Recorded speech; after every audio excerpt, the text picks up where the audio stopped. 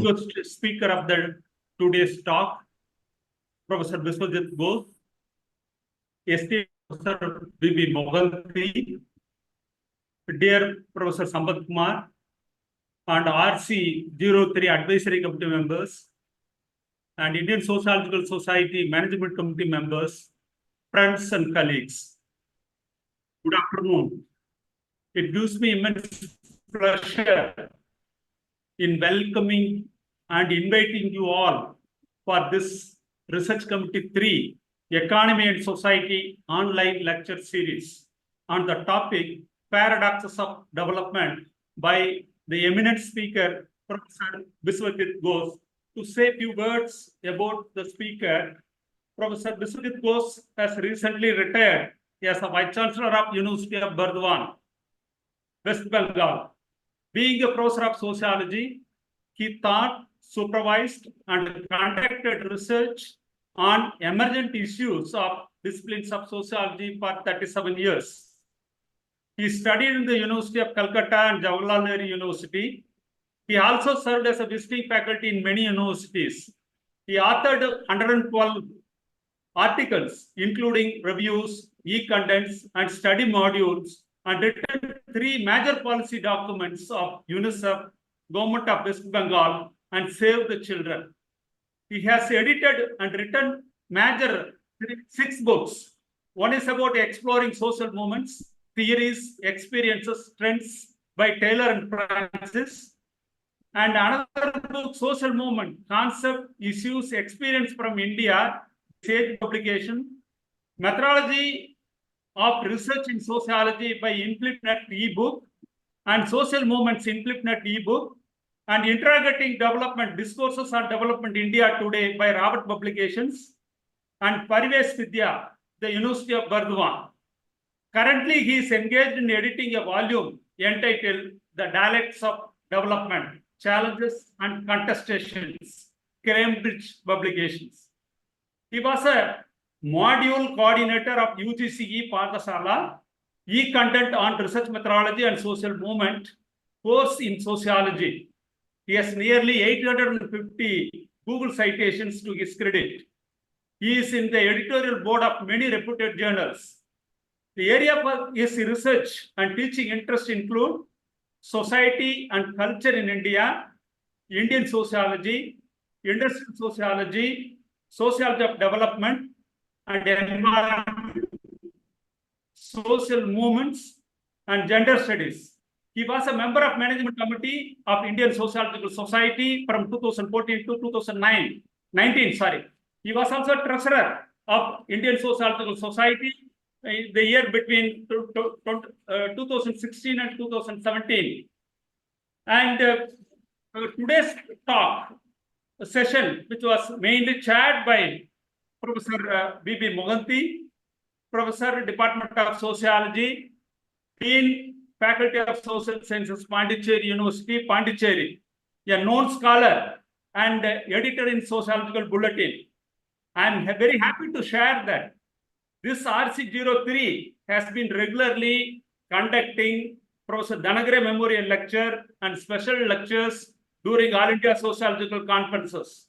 Now this online lecture series is an initiative of Professor Maitri Chaudhary, President, Indian Sociological Society, and Professor Sweta Prasad, Secretary, Indian Sociological Society, and other management committee members. Professor P.B. Moganty and his support of all the management committee members of Indian Sociological Society. With these few words, I hand over the session to Professor Moganty. Thank you, Professor Marduguti. Am I audible now? Yes. Okay. So good afternoon, everybody. Esteemed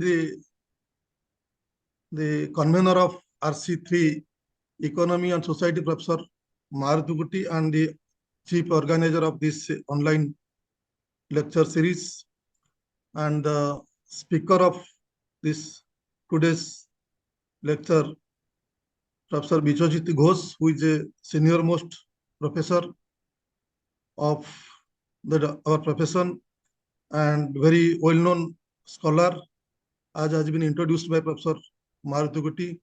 He has already been introduced. I don't want to take more time. And the distinguished managing committee members, those who are present, and our RC3 members and other members of the RC, other RCs, and participants. At the outset, I am thankful to Professor Marutuguti for organizing this online lecture series and giving me an opportunity here to share this important session where Professor Biswajit Ghosh will be delivering a lecture on an important topic titled Paradoxes of Development. I also take this opportunity to thank Professor Maitri Chaudhary, the president of our ISS, and the secretary, Professor Chota Prasad, and all other members of the managing committee, taking this important initiative for organizing this lecture series, which actually makes RC, all RCs actually academically more lively and vibrant. We get an opportunity to listen to the eminent speakers or the active researchers, those who are working on various important themes. So we get an opportunity to know each other's work and know from each other's experience. So this is a kind of very good initiative, and Professor Marutukuti has taken the lead and organized earlier, I think one lecture he has organized, and this is another in the series. So I think it will go it will go a long way. And now today's lecture, let us come to today's theme. Today's theme is very important and very having contemporary relevance. It is of interest not only to the scholars and students of sociology, but also the students and scholars from across the social science disciplines, the paradoxes of development.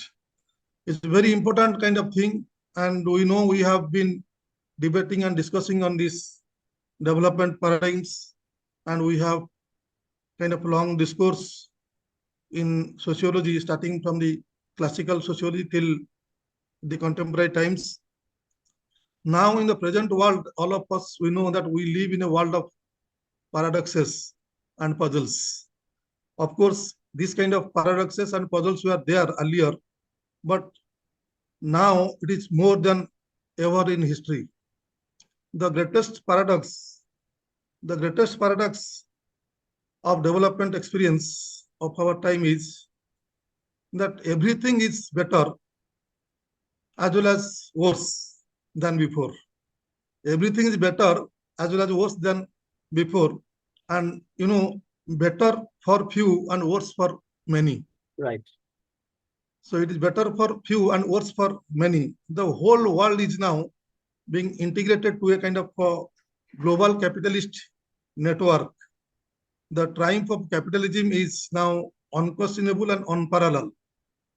It is true that global capitalism has contributed or greatly increased our wealth, and we have become wealthier and safer, and our average comfort, leisure, and refinement has gone up. It has raised, but this progress is accompanied by poverty, deprivation, exclusion, and inequalities, not only between the countries, but within the countries and across the social categories. So the point actually that this capitalism, we are in the capitalist axis of development. It's very clear. And the capitalism, it has these two distinct phases.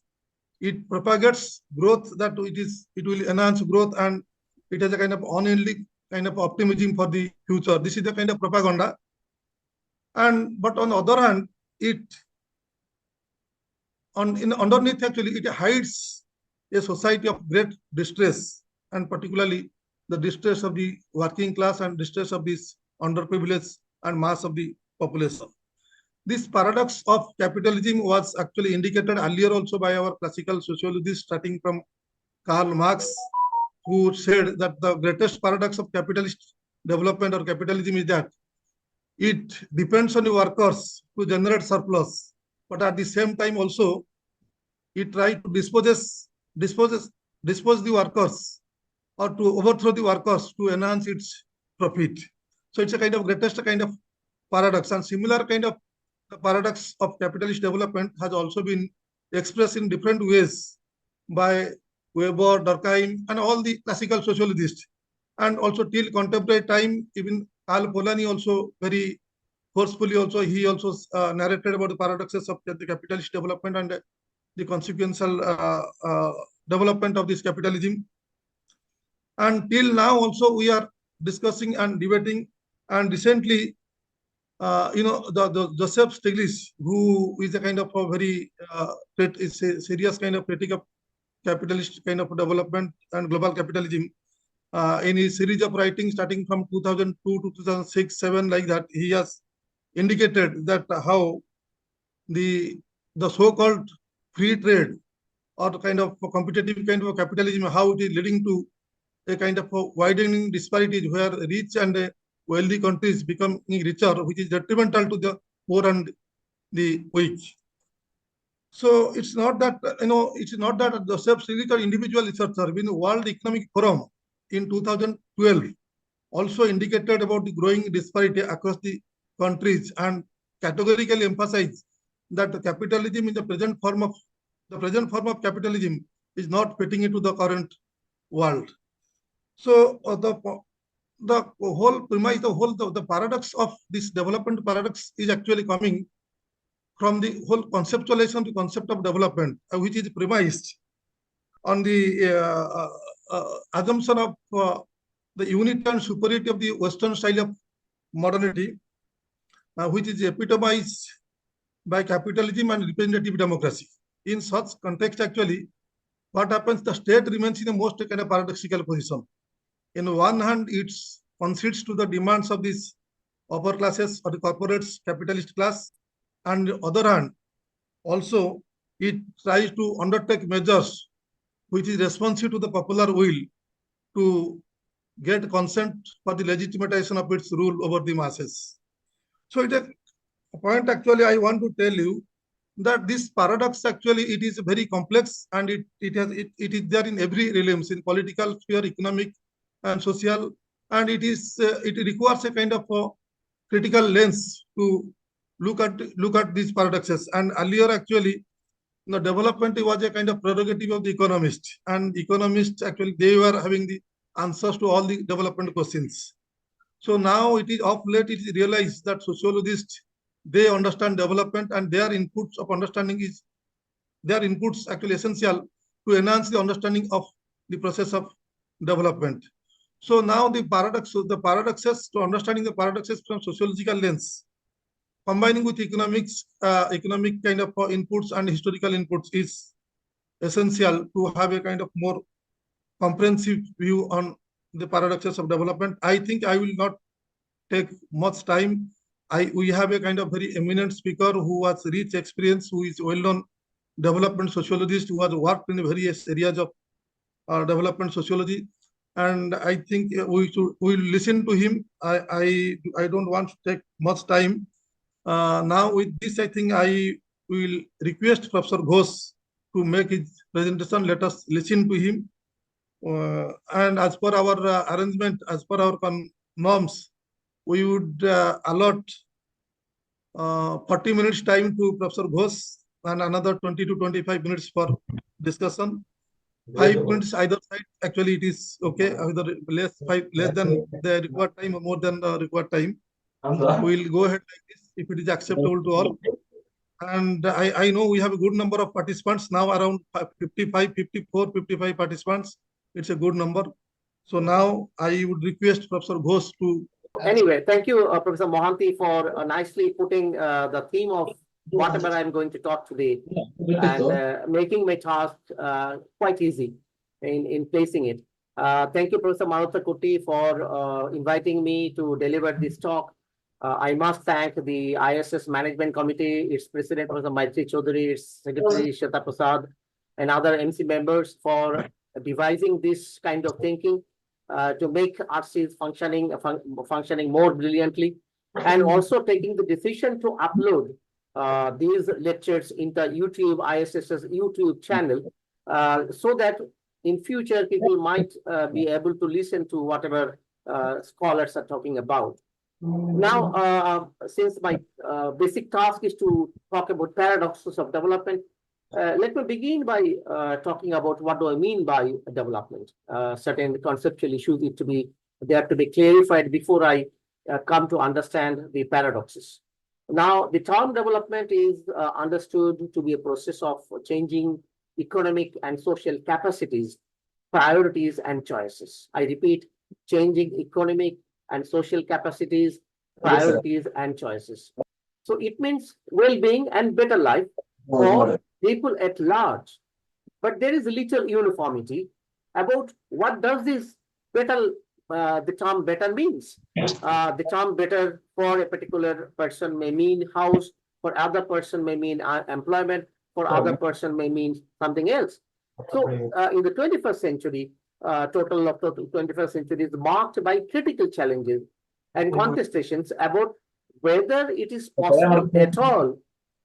Some people are talking. Could Maratha Goti intervene, please? Okay, I think participants have understood this. Often it happens unmistakably. You know, the whole 21st century is marked by critical challenges and contestations about whether it is at all possible to realize development for all, which Professor Mohanty was correctly saying.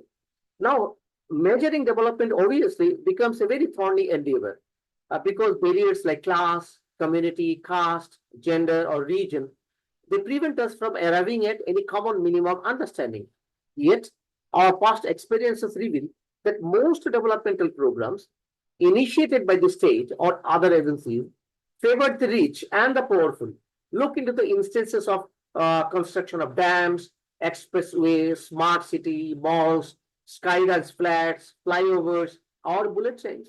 They all favor the rich and the powerful.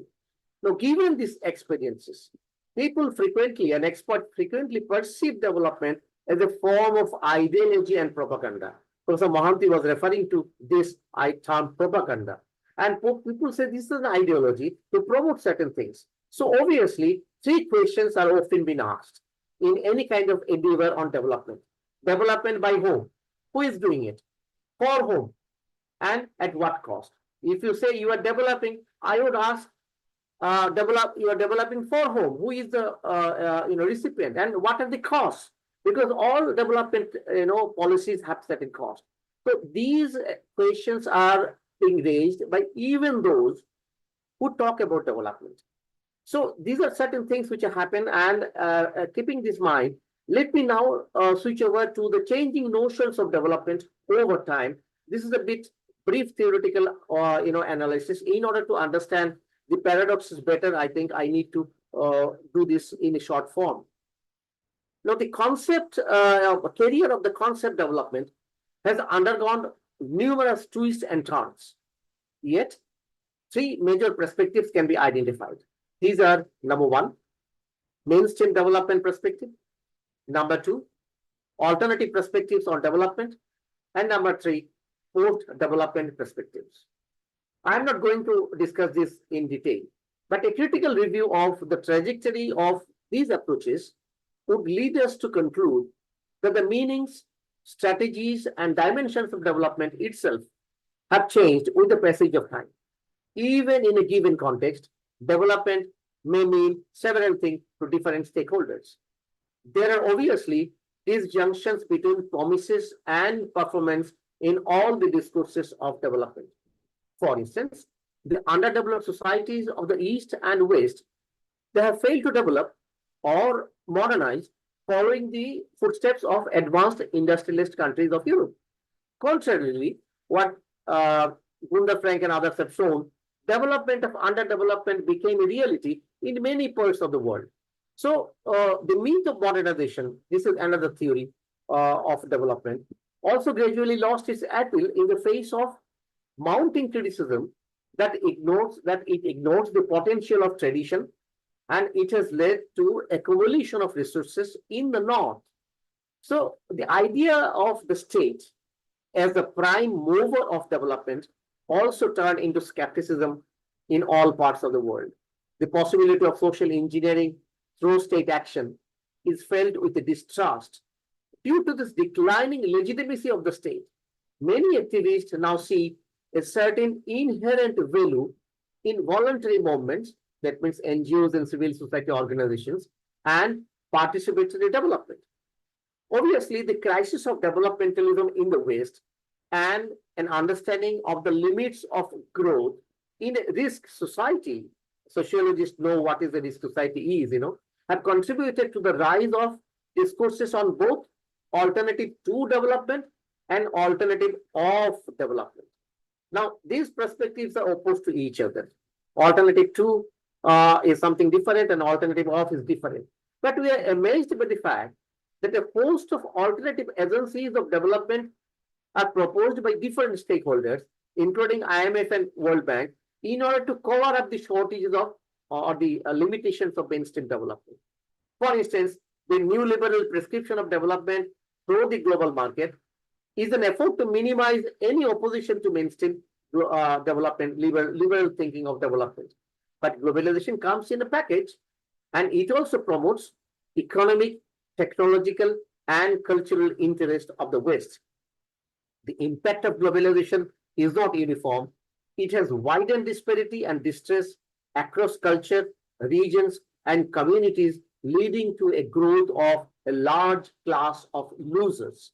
It is in this context the theorists of post-development reject development. While alternative development perspective proposes alternative modernity, post-development perspective rejects the very idea of modernity and hence development.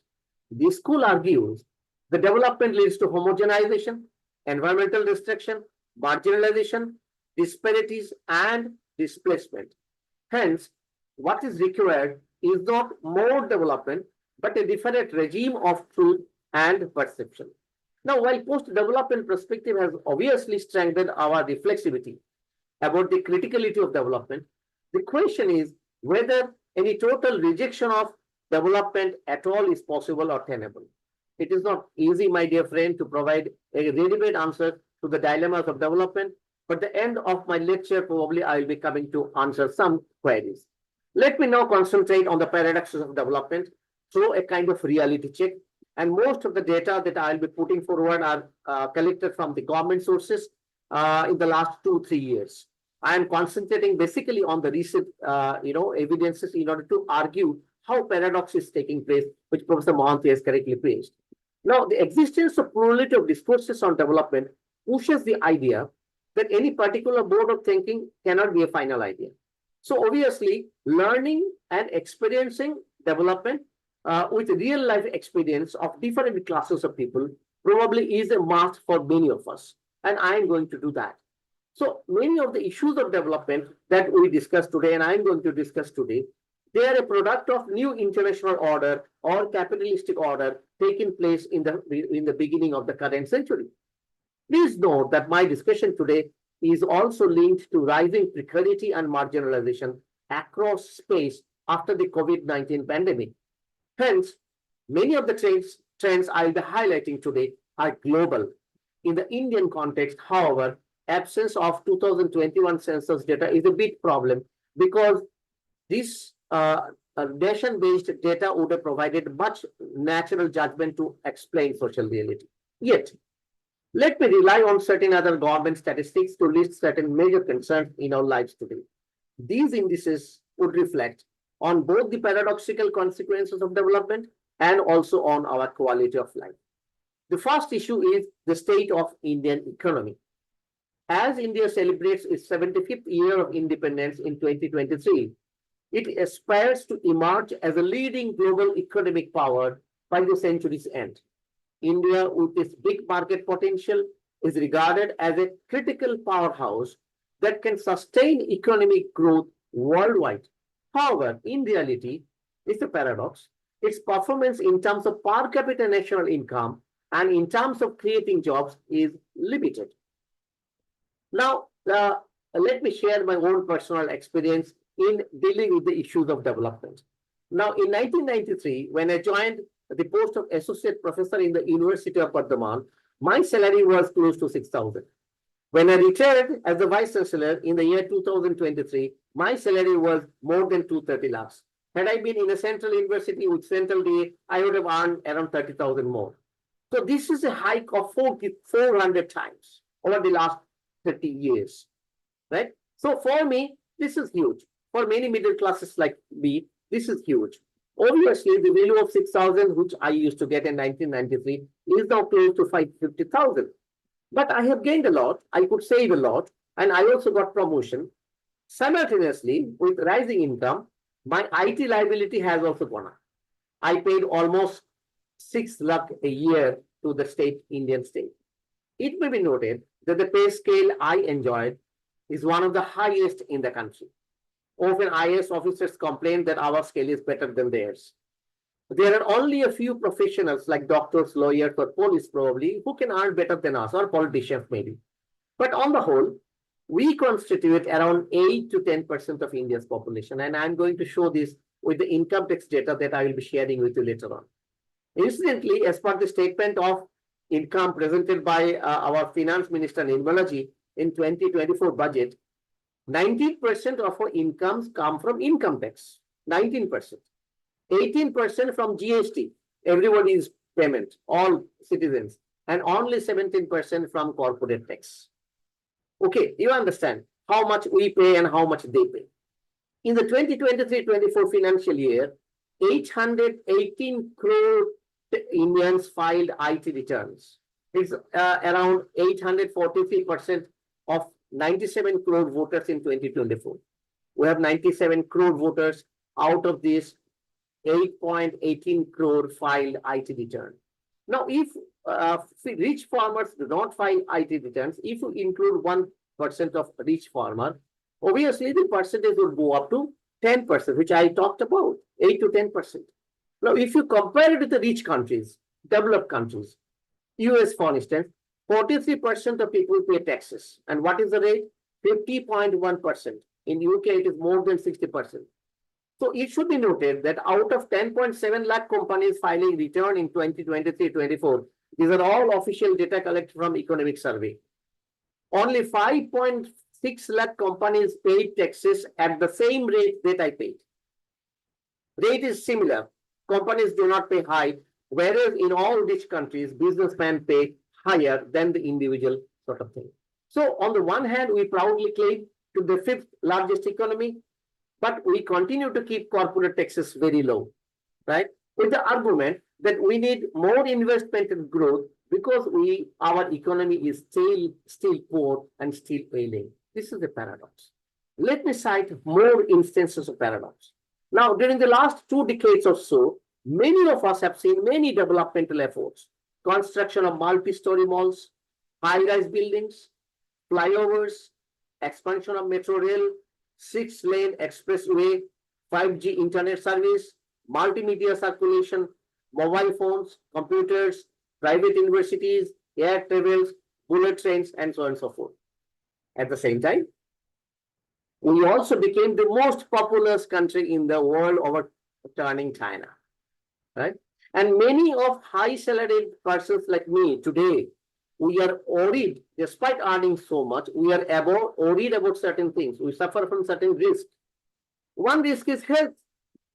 I remember when I was hospitalized during COVID, my elder brother asked my wife whether I can manage 35 lakhs, because that was the kind of money required for COVID treatment. So if anyone in anyone's family becomes sick, highly sick, seriously sick, you need 35 to 50 lakhs. So all savings within a click, it goes, right? And there are other risks. For instance, we are habituated in internet banking, very fast, sending money, but fraud, bank fraud, corruption in each and every sphere of life. For everything, you have to give bribes. Farmers are committing suicide, on which Professor Mohanty has done brilliant work. Train accidents, every week there is one or other accident. Flyover collapses, bridge collapses. high mobile tariff from the last month. I had to shift to BSNL.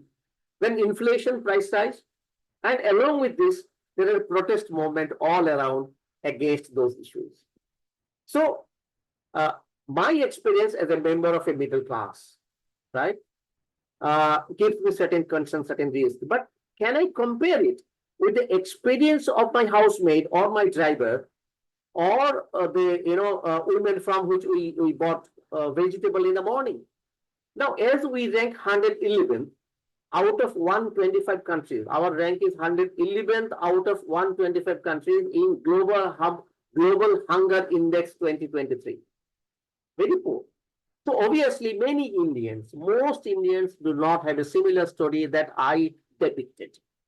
With 56% of India's population being self-employed and another 23 working on casual basis, almost 80%, the story is quite critical for many, right?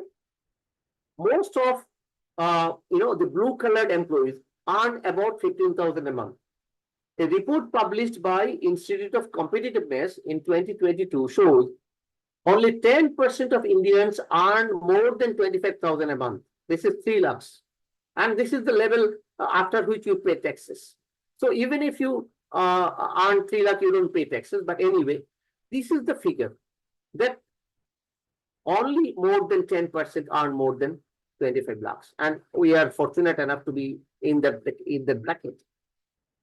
Obviously, the statistics that we get often do not match with the ground reality.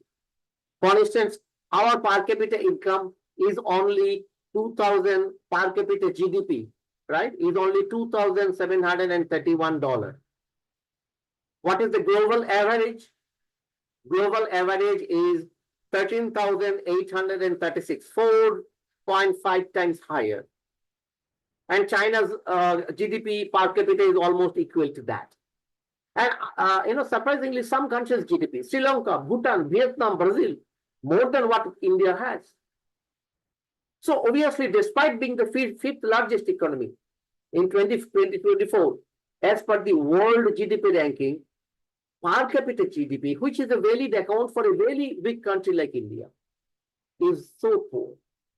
Accordingly, World Development Report just published last week, 2024, it says, let me quote, India will take 75 years to reach the current level of per capita income of US, while China would take 10 years to do so. This report classifies India as a lower middle income country. The second issue that I'm going to talk about is rising inequality, which Professor Mohanty has highlighted. In 2020 to 23, the income and wealth share of top 1% of Indians was 26.6% and 40.1%. The top 10% of Indian population, we also come in this category, hold 77% of total national wealth. Obviously, the World Inequality Lab study alleges that India's income inequality is now worse than under the British rule. Ironically, 73% of wealth generated in 2017 went to the richest 1%, while 67 crore Indians, who comprise the poorest half of the population, saw only 1% increase to their wealth. And there are 119 billionaires in India today. Their number was 9 only in 2000. So in between 18 and 22, India has added 70 new billions every day. This is prosperity for some, but prosperity for some does not mean prosperity for everybody. Yeah, their income has increased partially. The maid used to earn 500 rupees a month, but probably they earn now 2,000 rupees a month. Hence, we need to define the poor relatively with new indices because of price inflation, cost of everything. I therefore often ask my students who ask me about development parameter of this and that, ask them to go to a government hospital to experience real India. I had been to government hospital to see the pathos there, just see the way patients are lying on the floor. Surprisingly, there is no official guideline to define poor relatively in the current context.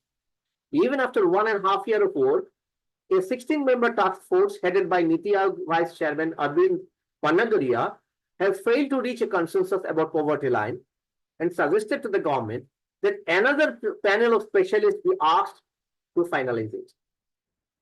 So this explains paradox. Third is rise of new types of inequalities. We have been talking about poverty, deprivation, so on and so forth. Now there is a digital divide with so much of technology coming in. With AI coming in, divide will go up. There is consumption expenditure inequality. Poor, they are compromising with their consumption. Basic cereals, they are declining because mobile is a necessity today. Right? Even for a milk seller, even for a maid, mobile is a necessity. Right? Income inequality, which I have talked about, asset disparity, educational inequality between different sectors, state and central university, between state university, rural and urban university, regional inequality, right? These are certain things that we need to concern about. And we all know that inequality leads to social exclusion. And for women, Dalits, tribal and religious minorities, it is too much. In the agricultural sector, exclusion occurs in the form of peasantry with barely enough land and resources to make farming profitable. They are running at loss. Therefore, MSP demand is coming. Increasingly, instances of farmer suicide in different parts of the country highlight exclusion. Despite employing nearly half of India's workforce, agricultural sector contributes only 17.5% of India's GDP in 2024. So at one end, we argue for a second green revolution to enhance our agricultural productivity, reduce dependence on pesticides, fertilizers, and groundwater level, strengthen food security.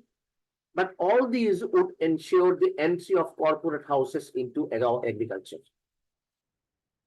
dominated so far by the middle, small, and marginal farmers. I don't know the impact of this. Professor Mohanty probably would know better. Increasingly, though our leaders speak about their contributions to reducing inequality, all political leaders, poverty and exclusion, wherever they are in power, they are on the other hand, recognize the presence of several misdoings in the last ill effects of globalization, and they are ready to provide freebies. This is the term being popularized these days. For instance, in 2024, 81.3 crore Indians, 57% of total population, received free ration under Pradhan Mantri Garib Kalyan Anna Yojana. So they are all Garib. 57% of Indians are Garib. In West Bengal, Karnataka, Andhra Pradesh, Madhya Pradesh, Chhattisgarh, Rajasthan, Telangana, and Maharashtra, freebies of different types were introduced to new voters, 2,000, 3,000, like this. Does this mean they are all poor? No. One argument in favor of such schemes is that they help the poor and the marginalized to sustain their lives amidst high inflation and rising cost. I just saw one interview of Jagannath Reddy from Andhra Pradesh who defended such freebies, arguing that poor have to be defended. Now, incentives in the form of scholarships to students or internships to unemployed, which in the current budget being given, they are also considered a kind of welfare scheme to manage public grievances against precarity, exclusion, and stagnation. So precarity is taking place, exclusion is taking place, stagnation at large scale. The fourth important point, which is also linked to the other issues I have mentioned, is unemployment. In the 1990s, due to the introduction of new economic policy, we witnessed job loss to growth. The shrinking of public sector jobs then became a matter of concern.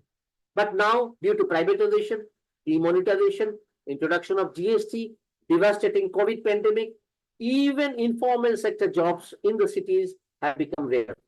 Let me cite the government statistics to prove this. The Union Ministry of Statistics and Program Implementation has acknowledged that since demonetization, the Indian state has lost, India will have lost 1.6 crore jobs in the informal sector. Now, cite another statistics by another government agency, Center for Monitoring Indian Economy, say that the rate of unemployment was 9.2 in June 2024, very high.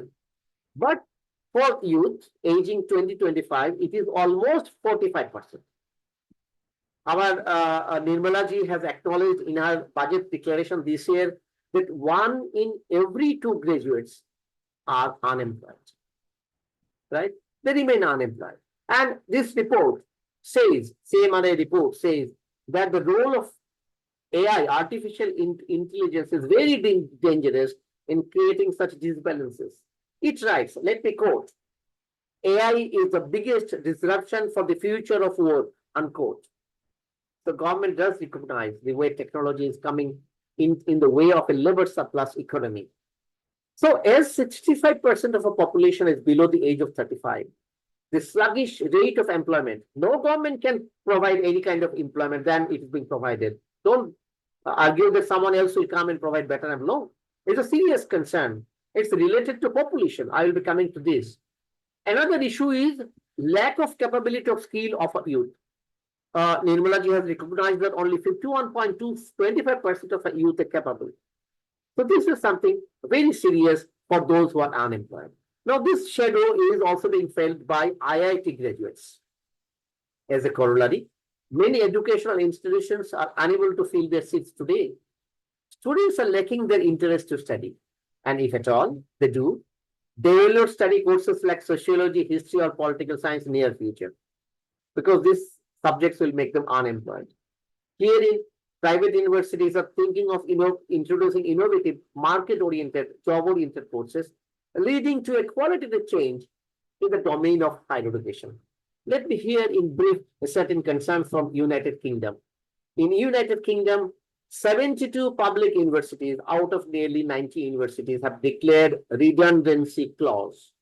Redundancy means your service is no more required, and certain disciplines like sociology, political science, history, languages, arts, teachers are asked to leave. Now, redundancy means the state will pay 25% of your salary only. So, those who are teaching sociology, doing research on sociology, have to understand this now, right? I had been to a private university last week, and the teachers asked how to reform our courses because we are not getting students for UG and PG courses.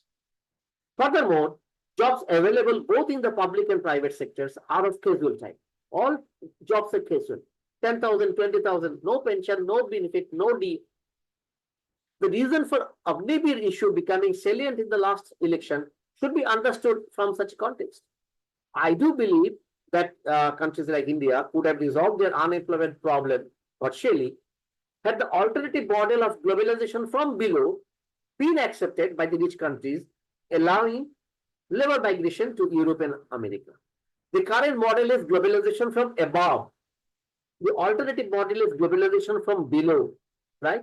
So given these limitations, the globalization from below is not taking place, and all European and American countries are, they are framing laws, very stringent laws to prevent. And look into the election results. Many racist parties are coming to power with the promise that they will throw away migrants. So migrant issue is a big issue in Europe and America. But I'm actually worried about the way our youth are migrating as construction laborers in conflict-ridden Israel, or to join fight in Ukraine. This is a sorry state of affair, and these diseases is going to come more and more in years to come. Unemployment is obviously contributing to alienation, frustration, depression, and addiction among our youth. Increasing distress and insecurities have led to a huge increase in the incidence of suicide, 35% currently. So let me quote Zizek in explaining this. He says, development is counterproductive in promoting individuated, isolated bubbles of pleasure-seeking persons. Let me repeat. Development is counterproductive in promoting individuated, isolated bubbles of pleasure-seeking persons, leading to high rates of suicide. So this is something that we need to confront now with development. The fifth most important issue, even though it is fifth, but probably its ranking should go up, is population. The most salient issue affecting India's prospect for development is demographic pressure. With 144.27 crore people now, it is impossible to cherish the goal of sustainable development, as any step to meet the needs of a present generation would lead to the exhaustion of resources for the next generation. Many of our of the issues that I have discussed, it's all linked to demographic liability. Additionally, the rising numbers of dependent aging population like me is a matter of concern. Old age dependency ratio will be over 30% by 2050. So I do not subscribe to the argument that we have a demographic dividend. Long back, I wrote on this. Just because 65% of our population is below the age of 35. It could have been had the state been able to create jobs for them, or if at least 10% of our job seekers are able to go abroad and send remittances. Let me here give a comparative assessment of the way Indians are able to migrate. Only 1%, less than 1% of Indians are NRIs in 2022. Comparative figure from Bangladesh, 15.5 million, 9.06% of Bangladeshis go abroad and work. You go to Italy, Greece, Germany, everywhere you find France, you get a Bangladeshi working there. In Paris, I just saw one Sikh selling water bottle, not other Bengalis or Indians. No, population pressure has popularized work processes like informalization or casualization, which do not help to sustain the goal of decent work. These work are not permanent, they have no security, nothing guaranteed. Just hire and fire. Many a time, the efforts of the Indian state to create a new facility, for instance, bullet train, cannot be fulfilled because there are so many poor in India. Many Indians cannot afford to travel by a bullet train because the tickets are so high. Sixth issue is corruption. Corruption is widespread. Everybody, many people are corrupt, and even many of us are corrupt because of the philosophy that I'm going to talk about. And undermining it undermines the development effort. Whatever fruits of development is coming, it undermines that because somebody is eating into his pie. Because of the pathologies of development mentioned earlier, unfortunately, a large section of people are ready to pursue any method to success. To become a doctor, you pay 30 lakhs, 40 lakhs. That's the story last week. To become an IS, you do whatever if you like. So some prominent examples of corruption involve NEET, IAS, competitive exams. I did not tell you all this list. And in the last 30 days, we have heard so many collapses. In Bihar, so many bridges collapsed just within 1 month. Roads have been damaged, flyovers are breaking down. What is this happening? Are these also related to the issue of corruption? So if it is often seen that involvement of bureaucracy contributes to corruption and red tapeism. So if you introduce a plan, welfare scheme, it would certainly lead to additional issue that has been seen in Bengal. I am not going to talk of this because of time constraint. The seventh issue is environmental issue, very serious issue, another issue. You are aware of the Char Dham project. It's viable for tourism, like initially I liked it, but it provoked dangerous for protecting the fertile environment of Uttarakhand. Joshime Mott is a grave reminder that we are all messing with the environment. Similarly, we are also facing consequences of climate change in the form of delayed monsoons, rising global temperatures. The other day, there was a 40-degree in Kashmir. Can you imagine that? Flights were all cancelled. Heat waves, droughts, landslides, floods. So the escalating impact of climate change on people, poor people in particular, you can imagine what is going to happen on health, on kind of diseases, right? Let me give you the example of a small tea growers who form around 40% of tea growers in North Bengal. They are all suffering because of climate change. Because the rain is not coming on time, the cost has gone up, and obviously prices are going down. Simultaneously, at the individual society, I am copying this term from Bowman, people also suffer from certain perplexity, like me, in considering environmental issues seriously. For instance, workers in polluting industries go and work on the workers in the polluting industry, ask them to stop pollution. They will say pollution is better than starvation because of scarcity of jobs and high employment. So you cannot stop polluting industries because they provide employment. So the contradictions between costly Indian goods and cheap Chinese products. Go to the market, all Chinese goods, cheap. We buy them. Between convenient plastic, look for a plastic packet to carry a material, and costly sustainable products, right? Between global and local products, they all create confusion amongst us. And in the last few months, because of heat, many of the middle classes, I saw you started buying AC machines. What has been the impact on electricity and on the environment, right? So, Make in India project, which I like this project to be successful, but it cannot be successful unless and until these contradictions are resolved. We are all selfish. I look into my issue. I'm least concerned about environment.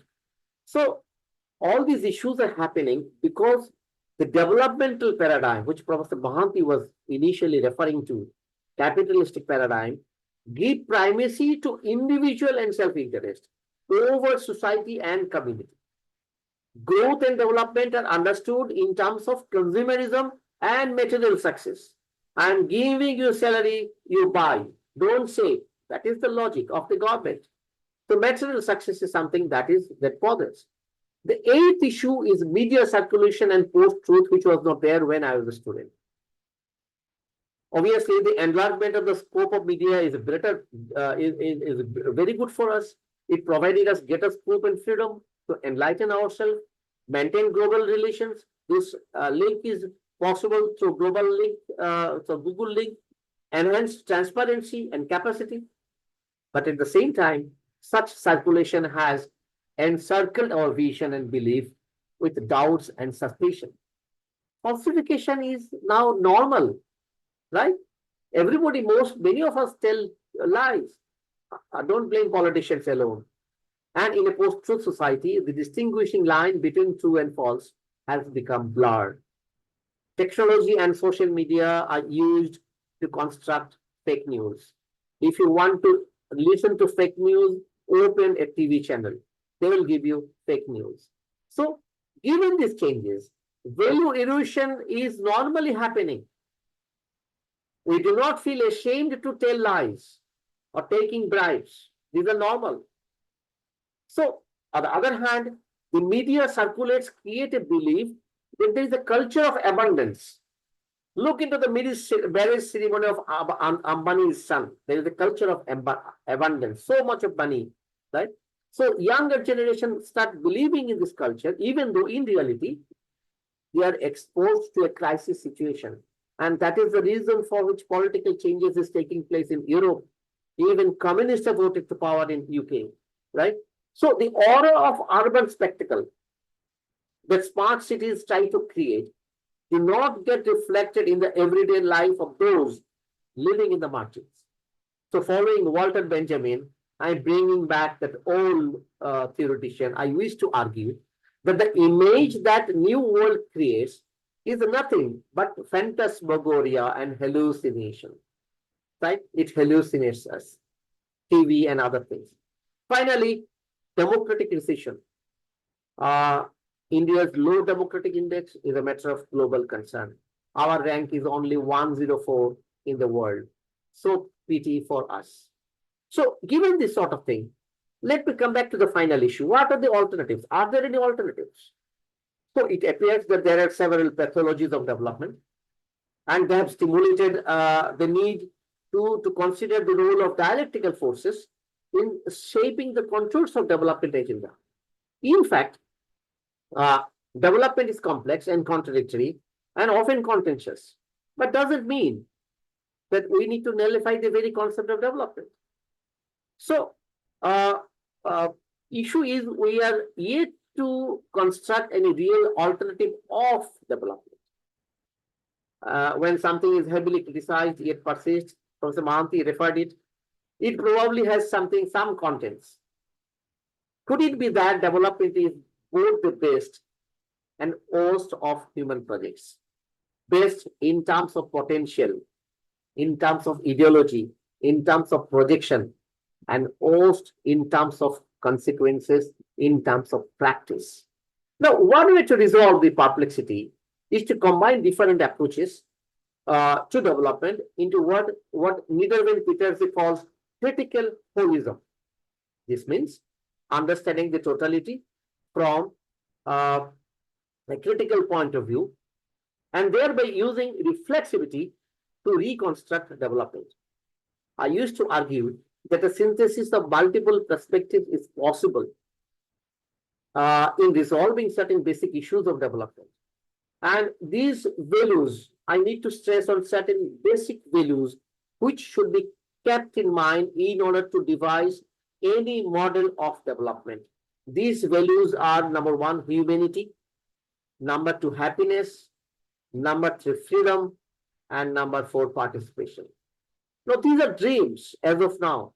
Now, keeping these dreams in mind, let me suggest three major parameters of development. Well, I am not suggesting micro, steps for any kind of state or agencies to take. I am suggesting a broad parameter, which probably would include many micro steps for any kind of agency to take care of. The first parameter is quality of life. The kind of story that I depicted probably talks about very poor quality of life that we have currently. While such a life should ensure freedom and choice, it must fulfill the basic needs of all human beings. We also need to focus on the quality of social and personal life. Let me tell you a story. Today, I went to the market. I purchased parmal from a vendor. The nearby seller, the lady, called me, "Dada, please purchase one vegetable from me." The other one sitting nearby called me, "Please, Dada, purchase at least one vegetable for me." There are sellers, but not purchasers. This reflects the quality of life, right? People survive with 300 rupees a month, 400 rupees a month, right? So many of Indians are reduced to the state of beggars probably. And in days to come, globally, this is happening. Globally, many more things, crime and other things are going to come because of low quality of life. The second parameter is its relation to nature. Don't talk of quality without the nature. That is sustainability question. I often criticize the sustainability model because if you have to meet the requirements of the current generation, you would end up consuming all resources for the future generation. So sustainability is very needed. That's why we need to restrict consumption. And there must be certain consensus on use of science, technology, AI, and all other things, while retaining cultural diversity and individual freedom.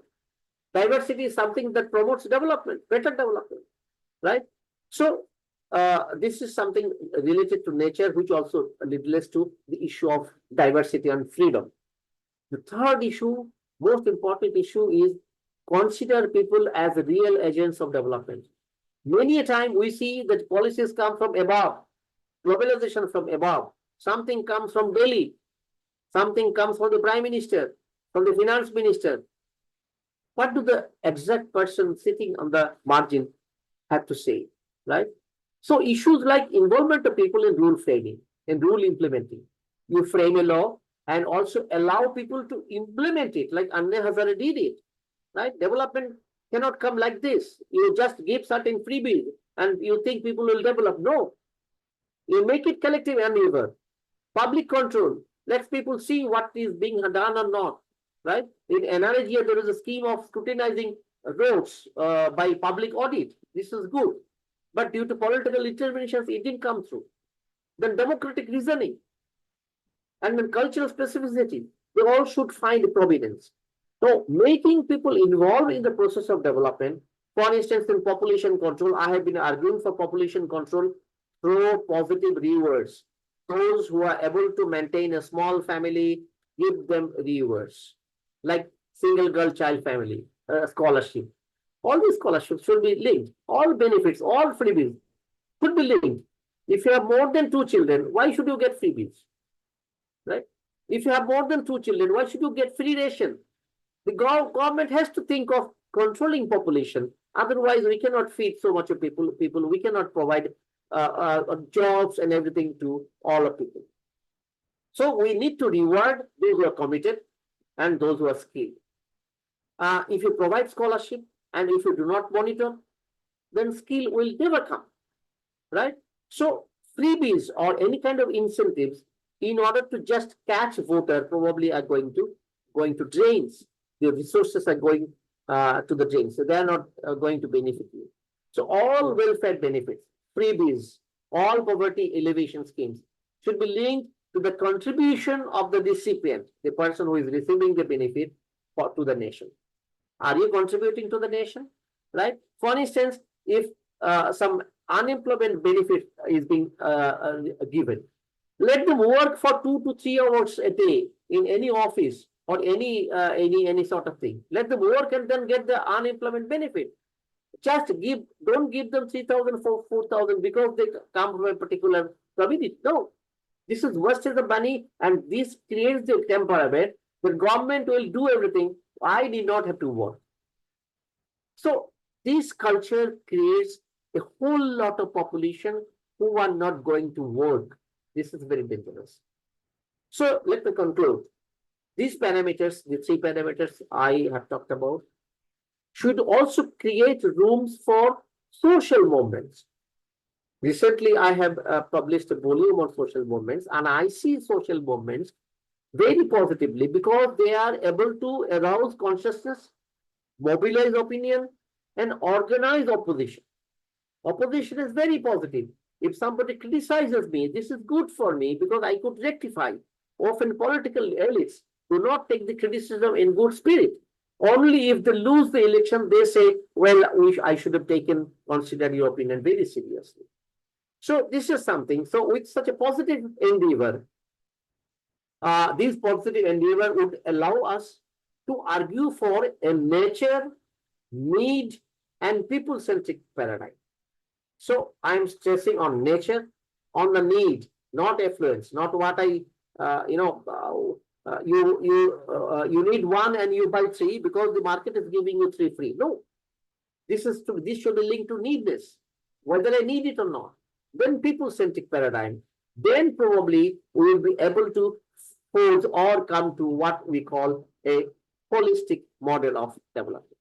So I think in order to argue for a kind of model of development which promises a better framework, I have proposed certain paradigms, certain broad parameters, which probably would be able to resolve certain issues, not all. I think I must end here because I have taken probably 42 minutes. Isn't it, Mohanty? Yes. Okay, thank you. Thank you so much for your wonderful lecture. In fact, actually, the paradoxes of development, it's a very vast area. It requires a series of lectures like this to cover up the many important issues. But within this one lecture, Professor Ghosh actually very effectively captured many important issues, core issues, both at the conceptual, at the level, theoretical level, as well as at the empirical level, at the global level, as well as at the national level. And he very nicely explained the dilemmas of development and with data and from different varieties of sources, and talked about the different kind of development experiences in India at different various levels. And he talked about the major paradoxes, about 8 to 9 paradoxes, major paradoxes is covered, and also suggested the alternatives for development, how to make the development more inclusive and more sustainable. He talked about the holistic development. Actually, it's a very rewarding kind of experience for me to listen to him. I'm sure actually all the participants, they may be having a lot of kind of points to discuss with Professor Ghosh. So we have less time, but anyway, still then we will invite few questions. And if you have very specific pinpointed questions, please come forward. Now it is open for discussion. All the participants, please, if you have questions, please raise. Professor Mohanty, can I come in? Yeah, please come. Hello. Yeah, Hello, this is Dr. Aditya Mohanty from Central University of South Bihar. Professor Ghosh, thanks a lot for this wonderful lecture. I think as Professor Mohanty very correctly pointed, it was very difficult to really touch on a wide spectrum of issues within a short span of time. However, trying to bring out one thread amongst the host of issues that you really raised, you've expressed very surprisingly and very interestingly rather that, you don't find this demographic dividend optimism to be that that's powerful. Like it's very easy to get swayed away with this demographic dividend, and as you told, because we have not used our dividend that well. But just to sound a bit optimistic and maybe to bring out your side of the story on this, how do you think that, don't you really think that because of this, whatever little amount of diaspora or globalization or urbanization, the three things which you really hinted upon, given the changes that have come up, don't you really think that class mobility still gives us some hope of optimism amongst this entire, morass that we are really dabbling with? That at least people have got mobility and they're making ways to, hitherto otherwise patron-client relations within which we were really straitjacketed within. There is some amount of class mobility which is coming as a point of some optimism. Does it really bring in? Maybe some it's just a general straight thought. Is whether class mobility, just to summarize my question, whether class mobility offers any optimism for demographic dividend. It does not offer anything because it still gets restricted to 20% of India's population. Whatever the rest 80%, right? They are looking for job. They are looking for freebies. They are looking for all these benefits, free ration, right? This 20%, is getting encircled within this 20%. There is a rise in the income level and profit level and investment level and property level, wealth level of this 20%, right? And rich is becoming richer. So this process has to be in US. 43% people pay taxes. In India, only 8% people pay taxes. So we need more taxpayers, right? We need more taxpayers in order to do this. Probably, this and with only 50% of youth having the perfect skill and knowledge to compete for modern market. I think it's so difficult. It's so difficult. And in the private sector, people, those who have applied to jobs in all private universities, and we all know this, they look for different sort of thing, right? And for one single post, there are more than many applicants, and somebody from abroad comes and joins. So class does matter, but it circulates within a limited sort of thing. So it's not going to benefit India as such. We need to talk to and think about that 80%. And if this 20% could be expanded into 40%, this would be a major jump. We should target at least 20% of the population who should be beneficiaries and who should contribute and become taxpayers. Probably I am the odd man out in this session. So basically I am a statistician, but I had long association with the sociological research unit. I know. Yeah, you have better understanding of sociology than. No, actually, you are statisticians. I'm thankful to you as well as Professor Mohanty, also Biswajit for especially for us, because many coverage he has given. But just I have I have many questions from my discipline, but only I concentrate to just queries or some clarifications like that thing. Just I like to start the definition of society. So society is a group of people who live together in order to cooperate each other in living life and improving their circumstances.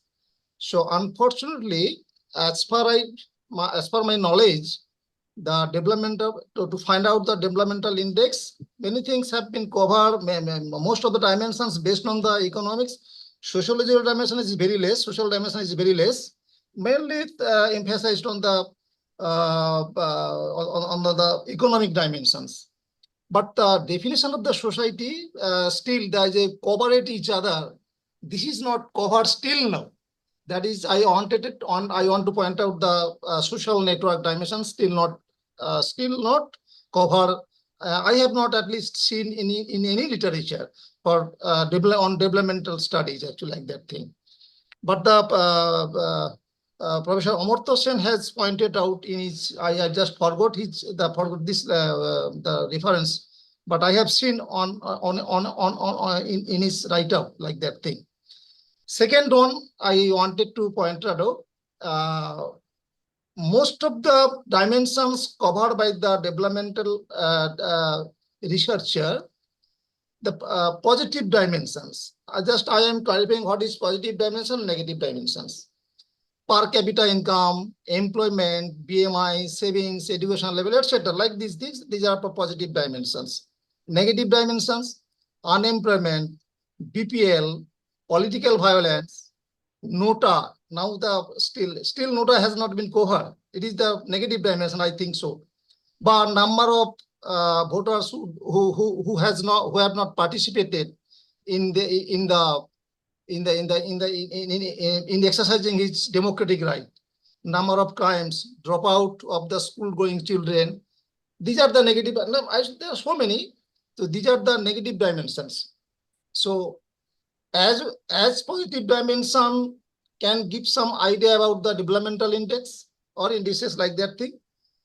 Similarly, if we consider the negative dimension, using these negative dimensions also you can find out the developmental index. Can it be possible to consider both the negative and positive dimensions altogether to find out the developmental index? This is my humble submission. Okay. Thank you, Rabindranath ji, for listening to me and also asking questions. Now, first of all, my paradigm was a very large one to talk about the paradoxes which is taking place or which are happening currently. And I looked into the major debates which are there in the literature. So obviously, I have missed out certain things which you have correctly said. But I did refer to the relational perspective in saying that the way we relate ourselves with nature, the way we relate ourselves to our society, right? Here, actually, we are lacking because we are becoming, I use the term selfish. We are becoming too selfish in order to pursue a goal because we see that becoming an MBBS is very important by any means. Hook or crook. Jo jeet gaya, that's this Hindi proverb. Anybody who wins is the final thing, sort of thing. So people don't mind paying bribes to become a professor, even though he or she does not have that qualification or tenacity to teach. So these are certain things, which are coming in and affecting our relational sort of thing. And along with the violence, along with the nota that you have correctly said, people have lost their faith, right? Lost their faith on not that people have lost faith on the state and the bureaucrats, they have also lost their faith on the political elites, on the media, so much of lies. I've referred to media circulation, right? This phantasmagoria and hallucination being brought up by the media circulation and other things. So obviously, I did not touch that sort of thing. And Professor Mohanty has correctly said that this developmental sort of thing is so huge that you can have different lectures on different parameters. I try to cover up certain things. And I do believe that both positive and negative dimensions that you have correctly mentioned, they should also be brought forward in order to analyze why people are not voting. This is a serious issue, right? Or on the other hand, the use of media in order to lure people, use of freebies to lure people. Do people really vote? Do they really think of voting for the right person? These are several other critical issues on which probably a researcher has to go. The issue of political socialization, issue of debate of voting. But this is just an example to prove that yes, these are all serious issues. But all these serious issues should require long-term research and findings. And I could not do justice because my paradigm was distinctly different, slightly touched upon the possibility of all these. Thank you. Thank you. Now, any other question? Anybody else? we can take one or two more specific questions. Hello. Yeah, Hello. Yeah. Oh, yes. Sir, good evening, sir. Good evening. My question is, after 75 years independence, we are not able to get correct figures on poverty in India, sir. Because some statistics told 30 to 40% are poverty. Why this paradigm, sir? yeah, continue. Please repeat your question again. Sir, after 75 years independence, we are not able to get correct pictures on poverty number. Right.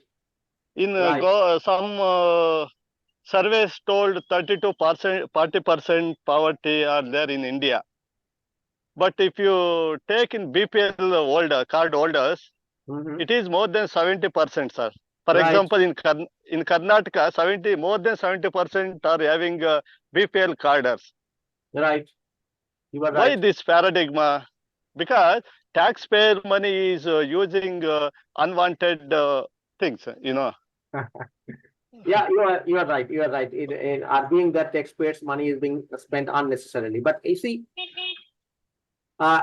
one of the major failure of the developmental paradigm in India is that it is imposed from top. From the very beginning, it is imposed from top, and you won't find any panel where sociologists are invited. We have been arguing for, in Britain, for instance, if there is a committee formed on housing, a sociologist would be there. In India, only the economists are invited to study poverty. But Bremen has argued there is a poverty regime, and enhance the concept of poverty, relatively look into the concept of poverty, and look into the relatively the thing should be done. So the answer to your question is that is the political bankruptcy of all leaders who do not want to expose their limits, which led to such a situation.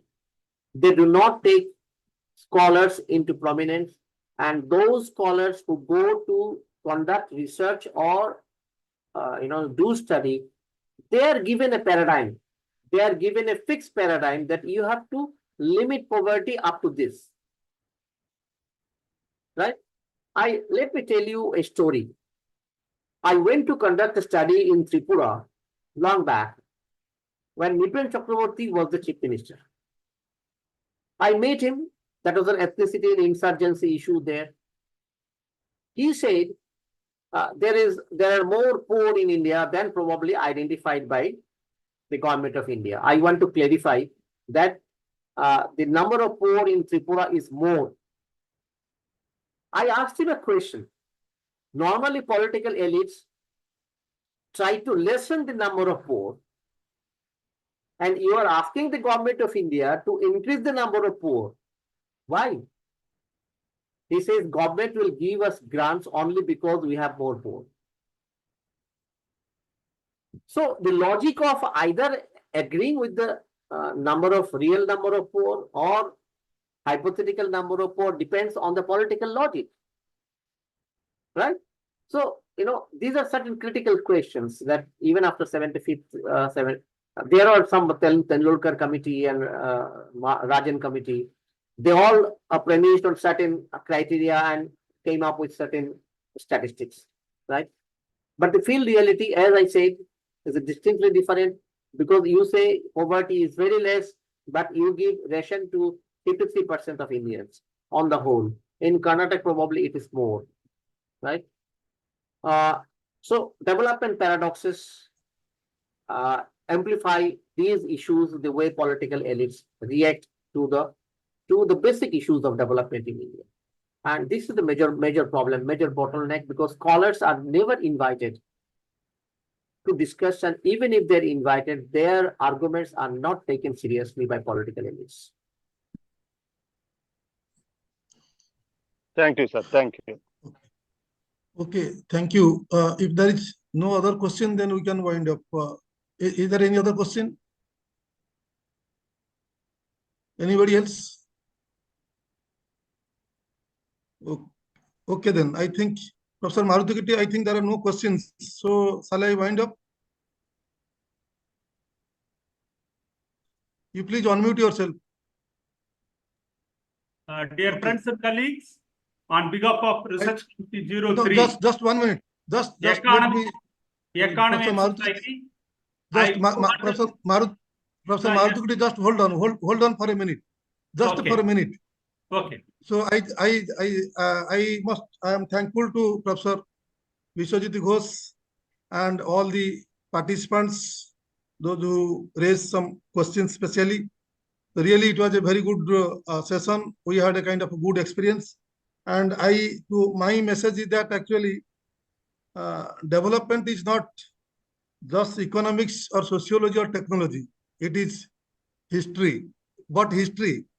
In order to have a kind of development, inclusive development, we must look for a kind of fundamental changes in the social institutions. All we are talking actually, when we are talking the development, we are talking of the structural consequences. We never talk about structural characteristics. And the fruits of development are need to be shared by all.